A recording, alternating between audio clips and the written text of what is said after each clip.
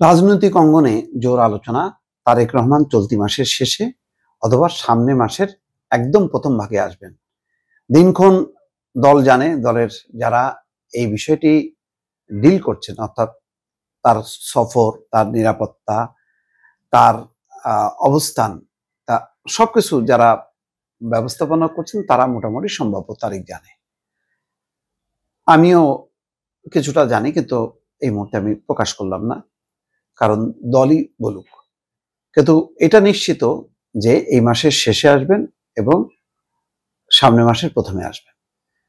তার আশাটা আরো আগে খুবই জরুরি ছিল, আর এখন তো একেবারে না আসলেই নয়, কারণ ফাইনালি দলের নমিনেশনটা এখন যে পর্যায়ে আছে, আরো কিছু পরিবর্তন হবে, আরো কিছু সংযোজন হবে, জোটের শরিকদেরকে কনফার্মেশন দিতে হবে। এই পুরো বিষয়টা তারেক রহমান ফাইনালি দেশে এসে ঠিক করবেন।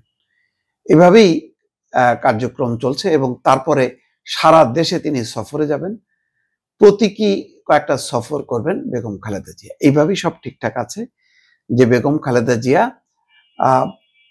কয়েকটা বিভাগীয় শহরে যাবেন, যদি সবকিছু ঠিকঠাক থাকে এবং তার নিরাপত্তাজনিত কোনো যদি সমস্যা না থাকে।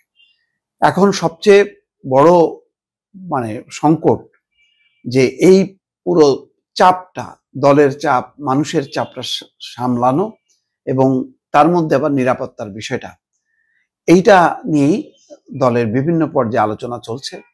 এমনকি সরকারের সাথেও সলা পরামর্শ চলছে যে এই পরিস্থিতিতে কি করা যাবে। তো যাই হোক, তারেক রহমানের এখন আর যেটা তারা আরো আগে আসলে আরো হয়তো ভালো হতো, কিন্তু সেই রাজনৈতিক পরিস্থিতি কোন দিকে টার্ন করে দেশের, আদৌ নির্বাচন হয় কিনা, এমন একটা পরিস্থিতি ছিল। এখন মোটামুটি নিশ্চিত নির্বাচন হয়তো হচ্ছে, কিন্তু কেমন নির্বাচন হবে, শেষ মুহূর্তে কোনো অঘটন ঘটে কিনা, সেটা নিয়েও দলের শীর্ষ পর্যায়ে আলাপ আলোচনা চলছে। তবে এটা ঠিক যে এবার তারেক রহমান দেশে ফেরার সাথে সাথে যেই বিষয়টি তার দুটি অগ্রাধিকার, একটা হলো নমিনেশনটা ফাইনাল করা, যে ত্রুটি বিচ্যুতিগুলি আছে প্রাথমিক মনোনয়নে সেখানে কারেকশন করা, আর একটা হলো শরিকদেরকে অন্তর্ভুক্তি করা। এটা একটা ফিরার দখল, তারপরে আছে নির্বাচনী সফর। তো সবগুলি যাতে ঠিকঠাক ভাবে চলে সেই কাজ চলছে। এমনিতে তারেক রহমান ফিরে আসলে গুলশান 2 এভিনিউর 196 বাড়িতে উঠবেন, এমনকি তিনি তার ধানমন্ডি শ্বশুর বাড়িতে উঠতে পারেন।